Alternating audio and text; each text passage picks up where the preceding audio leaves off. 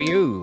Book 101 is all about the books that are read for the last 40 years. And today I have my special guest. She's helping aspiring authors. So, in short, she's a book coach, no other than Miss Mimi Mulugeta. Hi, Daniel. Thank you for having me. Welcome to Book 101, Miss Mimi. And can you please introduce more about yourself? Absolutely. Well, my name is Meme Mulugeta, and I am the CEO and founder of The One and Only, which is a publishing company for believers and disciples of Jesus Christ. I am also an author. I am also a public speaker, and I am a believer and follower of Jesus Christ. Yes, Christian indeed. Miss Mimi Mulligera, thank you so much for sharing your knowledge, wisdom to the world. What inspired you to focus on guiding aspiring authors, and what do you find most rewarding about this work? What inspired me was ultimately a call from the Lord. I had been in the financial industry for about 20 years and I was let go. But prior to being let go, I had written a book that the Lord told me to write. And one day, the week before I was let go of my job, the Lord gave me this download of a business that He wanted me to start, and it was a publishing company. A week later, I get fired from my job.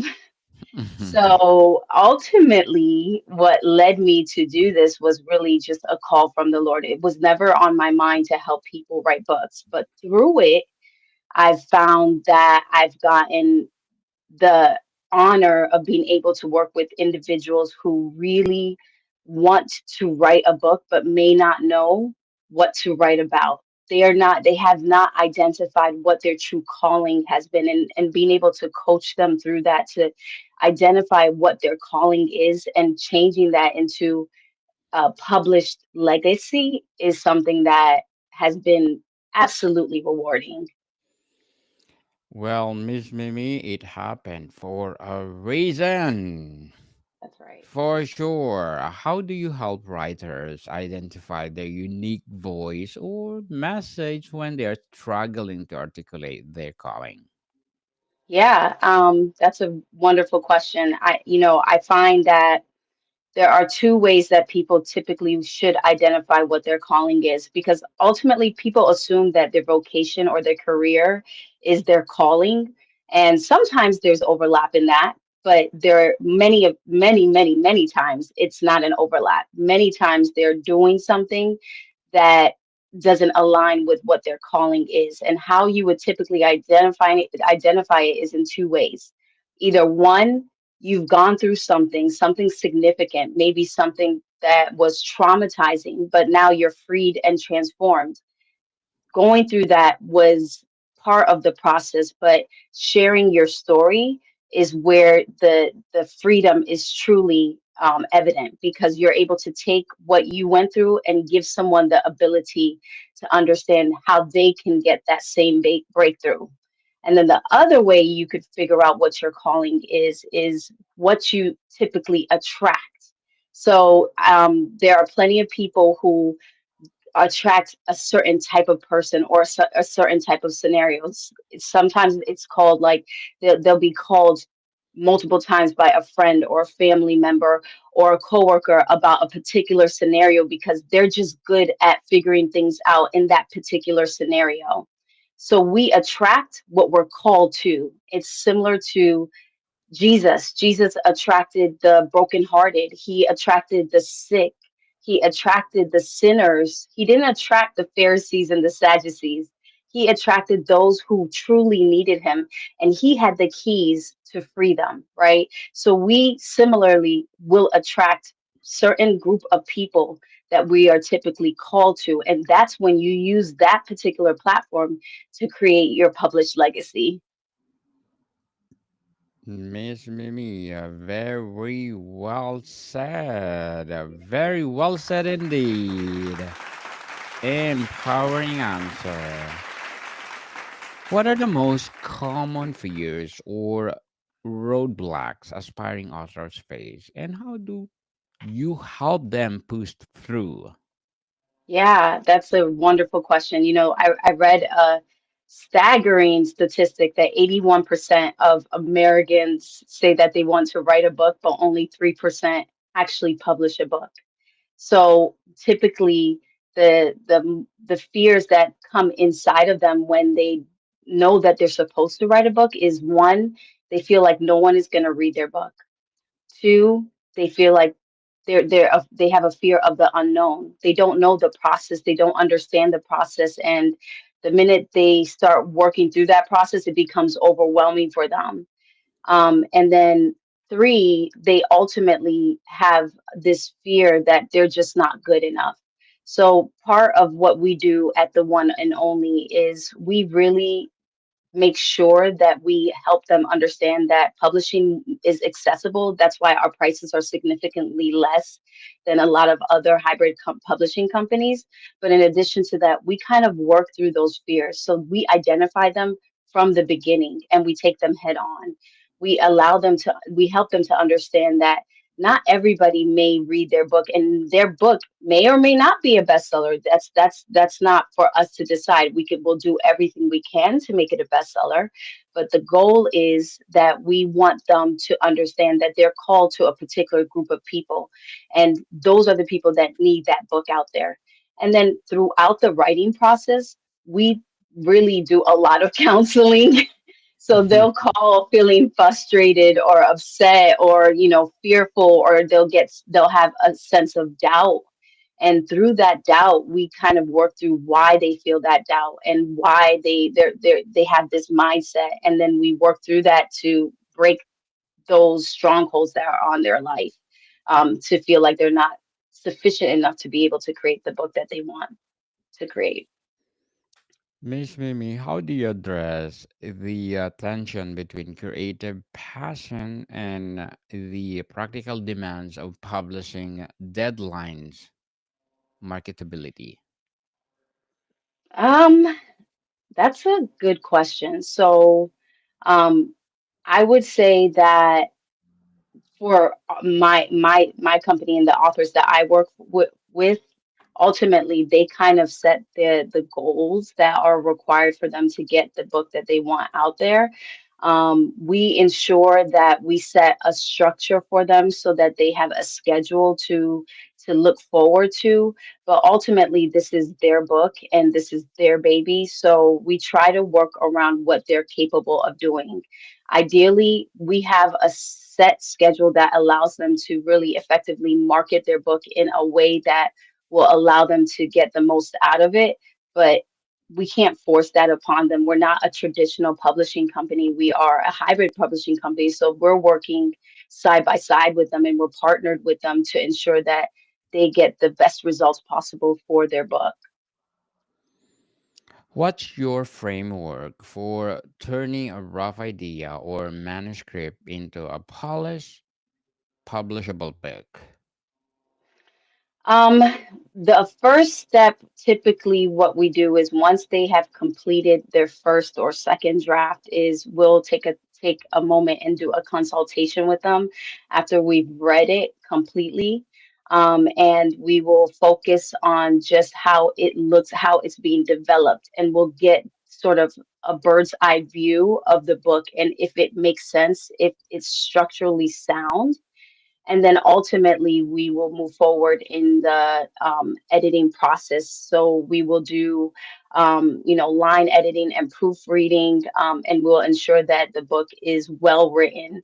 And if it requires that we rewrite certain things, we have a team of ghostwriters that will typically take on the project to really work with the author to maybe change a certain portion of the book so that it is readable. Then ultimately, we take the book from being fully edited and ready to be designed. We get the book designed, and while we're getting it designed, that's when we start doing the marketing piece for them. So we give them, resources, and we give them a schedule so that they could start talking about their book, not just on social media, but to their friends, to their family, on podcasts, so that they're able to get a great turnout for their pre-launch. Once the book is fully designed and ready to go, we make sure that it's formatted, and we find out what platforms they want to have their book on, whether it's Amazon, whether it's Ingram Spark, whatever one they want to use, we want to make sure that we make that accessible for them. So once we put that on the platforms for them, then we start creating posts for them to put on their social media, and allowing them to make it as, giving them the copyright so that they're able to, sort of build a story around their book. One of the things, my biggest pet peeve is when people post about their book and all they put on there is their cover. And they say, buy my book. And you'll see multiple text messages on their social media with just their cover. One of the biggest beliefs I have is most people will buy into the person before they buy into the book.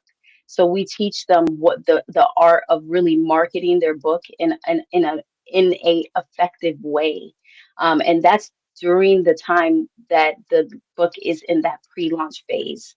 Finally, we get that book pre-launch, and then it's finally out there. And typically, most of my authors do an author website, so we will create that for them, and then it's ongoing support. One of the things that I am really adamant about is I want to make sure that their book is timeless. We do have a bookstore on our website, and we do sell some of our authors' books on our website as well. And we do ongoing marketing for the individuals that are past that 30-day mark of the new release, and they still need ongoing, promotion in that process. So it's an ongoing supportive, situation with all of my authors. They're family to me and to my team, and that's typically how we structure things. Interesting indeed, Miss Mimi. So let's talk about legacy and impact. How do you define a published legacy, and why is it important for authors to think beyond just selling books? I love that. I love that you asked that. This is something I'm very passionate about because I came from both sides of the world. I worked in the financial industry for almost 18 years. And in the financial industry, I taught people how to build an inheritance. The focus was to have enough money to give to your heirs, to your children and your children's children. And then I completely shifted gears and moved into book publishing. And what I realized in that process was, while money does come and go, your words will always stay, you know. So ultimately, what I believe is that it's important to leave your children financial wealth, right? But in the Bible, it talks about leaving an inheritance for our children. And part of that inheritance is a published book. Part of that inheritance is leaving stories behind, leaving your testimony behind, letting your children know what God has done in your life. And even if you're not writing about God specifically, maybe you're writing about something within your vocation or within your career or within your area of expertise. But giving that to your children and the future generations beyond that is something that will never leave, never go away, will never run out. That book will always be there. And to me, that is a legacy. My father, when before I wrote my book, my father and I were having a conversation, and he was talking about how he lost the favor of God. My father's a minister, and when he was telling me that, I asked him, well, you've gotten here this far, you've gotten this far with the Lord. Apparently, God has had to do something in your life. And he started talking about his childhood, and he started talking about the things that God did as a young adult. And as he was speaking those stories, he became free, and he was like, wow, God has done amazing things in my life. But what that did for me was something. it was a turning point for me because I sat in my room after I spoke to him, realizing my dad could have left this earth without me knowing any of the things that God has done in his life. And if God is the same yesterday, today, and forever, what God has done in my father's life, he will do in my life. So to have that tangible, a book tangible, reading through that for my grandchildren to read that, what my father has gone through, to me that is such a blessing, and it just edifies and builds the church if we continue to talk about the things that God has done. Miss Mimi, very well said. Beautifully articulated.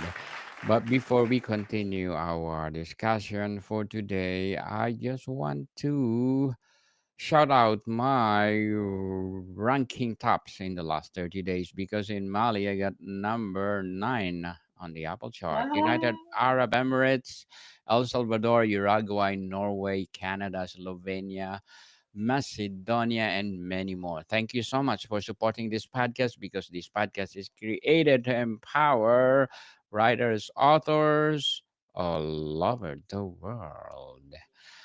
Miss Mimi, what role does community or mentorship play in sustaining an author's long term vision? It plays in a few ways. I think the biggest way is that within a community, when you have a book out there, one, your book is meant for the world and it's meant for your community ultimately. I would say I've had authors who weren't quite sure what their calling was, but they may have wrote about their personal experience, and through that, that book um, was dispersed within their community, which opened up so many doors for them to become, authority figures in the area that they wrote about. And through that, they were able to really lean into what God has called them to be. But in addition to that, your community is going to be the one that speaks on your behalf. I've had multiple situations where some of my authors became bestsellers just because they spoke within their community, and their community stepped up and bought their book and really supported them in that process.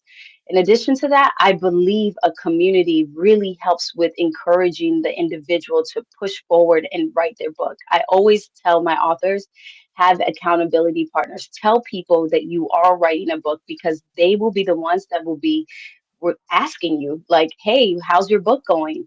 And it will be in the forefront of your mind, and it will be an encouragement to you so that you could continue and push forward. So I believe a community is almost critical when you are an author or when you're an aspiring author. Indeed, Miss Mimi. So, as an author, as a coach, what are your short term and long term goals? um, as an author, I do plan on writing another book. Most of my books are about my personal experiences. But as a coach and as the owner of the One and Only Publishing, our long-term goals is to be able to make book publishing accessible all over the world. At the end of this year, we will be rolling out the ability to write a book in Spanish. And we are going to be rolling out a new language for the next 10 years so that it's not just accessible to Americans, but it's accessible to people all over the world. I would love to see the books that we help create be accessible to multiple countries, and messages being, spoken to in multiple languages. And then secondly, I would like to continue to make book publishing as accessible as possible. So being able to obtain grants and funding so that we can help others who do not have the funds to create a book, giving them the ability to still create it because we've been able to obtain and secure funds for them. I would love to help people in other countries write books. And our prices, although it's low for Americans, may not be low enough for other people in other countries, and we don't want that to be a barrier for them. So those are my goals ultimately for the one and only, and this is all from God. So I know God is going to make it happen. He's going to open up those doors so that people are able to really speak and write about His goodness. Good luck to your goals, Ms. Mimi, and looking forward for more and more and more success. What will be your piece of advice for those people that want to be an author as well as to be an entrepreneur and as a coach? Oh, um, an aspiring author, my biggest advice is to just write. There is no good first draft, no perfect first draft. The most important thing is to get the content out. So don't be your biggest critic. Just pick up your computer or your pen, however you write, and just get the content out of you and just write. And then figure it out after you've written everything. You cannot edit what is not written. So that's what I would tell authors. I would tell entrepreneurs, especially entrepreneurs that have been called by God to create a business, which is probably the hardest thing you can do because everything you do is, you have to partner with God on and you have to really speak to God about it. I would say consistently lean on the Lord, let the Holy Spirit lead you in that process, because you are not by yourself. It is His business that He has poured into you. So He's doing the heavy work in that business. It's your job to just be obedient. And then as a book coach, I would just tell people that I would ideally want to be coached is if you feel that nudge inside of you to write a book and you've been ignoring that nudge and you've just put it aside, you're putting aside something that will probably be the number one change, the number one thing that will transform and free your life. So I would say stop ignoring it and start writing. Yes, people, if you have the passion to write, and share your talents to the world and stop procrastinating. Ms. Mimi, how has publishing landscape changed in the recent years and what should aspiring authors prioritize today? I believe the publishing landscape has changed significantly. I've always been an avid reader, and I'm very big on like purchasing a book and having it tangible in front of me. And I like highlighting things and writing inside a book, but people are leaning towards using Kindle for or other platforms where they could read a book electronically. In addition to that, doing audiobooks. That is something that we also are launching next year, the ability to do an audio version of your book. People want information fairly quickly. They don't want it to come in a very long-winded book. So ideally, you want to make your book digestible. Long, big books are great if the content is engaging. But ultimately, if you're writing a book about your personal experience or it's an informational book or, any book along those lines, make it short enough for people to digest and so that they can read it from cover to cover. And also provide your readers with an audio version of your book. That's where a lot of people are leaning towards. They want to read a book while they're driving. So giving them that option would be extremely smart on your end as an author. Indeed, people do an audiobooks. If you have books to, well, make an audio. If you could change one thing about the publishing industry to better serve aspiring authors, what would it be? Ooh, that's a good question. If I could change one thing, Yes, about ah, publishing. that's a good question. I guess I would change the lack of transparency and the lack of accessibility.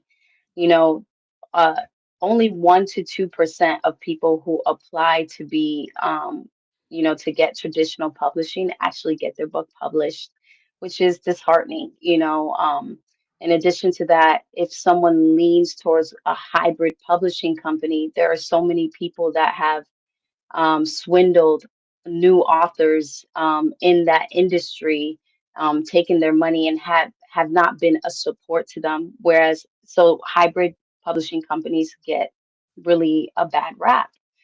So I would say I would like to see more transparency in the publishing industry for new authors, so new authors can really take what they've written and spent so much time and so much energy on, and really get the full force of the services that they deserve.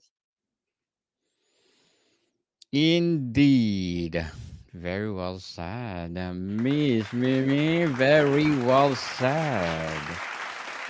What trends in storytelling or reader engagement are you most excited about for the future of authorship? I'm excited about a few things. I would love to see, one of the things that I'm seeing more often than not at this time is people writing fictional books, but they're Christian fictional books. And um, me growing up, that wasn't something that I saw often. Novels that were fictional, but they were Christian based. So that is something that I find that I'm attracting more often.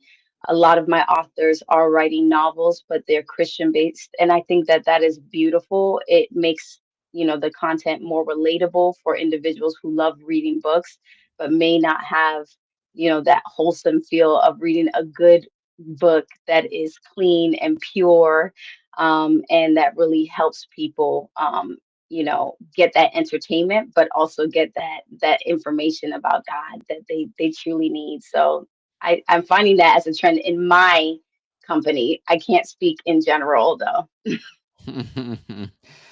Before we wrap up our discussion, Miss Mimi, I'm inviting you to please do listen to my other podcast, people. My other podcast, because my abstract essay is already in fifth season, abstract poetry in second season, and of course, my book 101 review in fifth season as well, comedy 101 in second season, and food 101 in fifth season too, geography 101 in fourth season, and my baby podcast, law 101 and mental health Love Letters in third season, and Movie 101 review and Music 101 in its fourth season, and Science 101 and Sex 101 in its first season. Please listen to them wherever you listen your podcast. Miss Mimi, what's the biggest mistake you see the first time authors make when approaching agents or publishers? I believe the biggest mistake is just not having a good understanding of what they should be getting out of the services that they are looking for, not being knowledgeable enough to be able to ask the right questions, and not using, not truly just not asking the right questions. I would really encourage any aspiring author that is looking to get their book published and needing the help to do so to really vet the individual or the company that they're working with, asking them for some proof of what books that they have published in the past, and asking for some referrals. I have clients who I've written, our company has published books that are willing to even get on the phone with some aspiring authors that are considering to work with us because they believe in our company and they believe in what we're doing. So if there's transparency through it all, then you should feel confident to work with that individual or that company. But if there's a lack of transparency, then you should be wary, and you should look for somebody else or another company. Um, Getting your book published is important, but doing it the right way, and the most effective way is just as important as writing the book. Miss Mimi Mulugeta, thank you so much for sharing your knowledge to the world. Thank you for sharing your book, sharing your business, as well as your being Christian to the world. So, can you please invite our listeners to support all your advocacy, your business, your books, or whatever projects that you are doing right now? Absolutely. Thank you. Thank you so much. You are most You welcome. So, where do you can people buy your books? Yeah, you can go on the one, which is a number one and only publishing.com, and you can go to our bookstore to purchase some of our books. If you would like to sponsor someone who wants to write a book but may not have the funds to do that, you can also donate on our website. And if you're looking for an editing job or if you're looking for a ghostwriting position, we are also hiring. So definitely check out our website and look at our openings so that we can talk to you. Yes, people, let's support Miss Mimi Mulugeta because if you support her, more and more empowering books to come, more and more and more empowering coaching to come, and for sure, more and more empowering Christian to come. So, Miss Mimi, thank you so much for your time. Thank you, Daniel. I appreciate it. More to come, people. See you soon.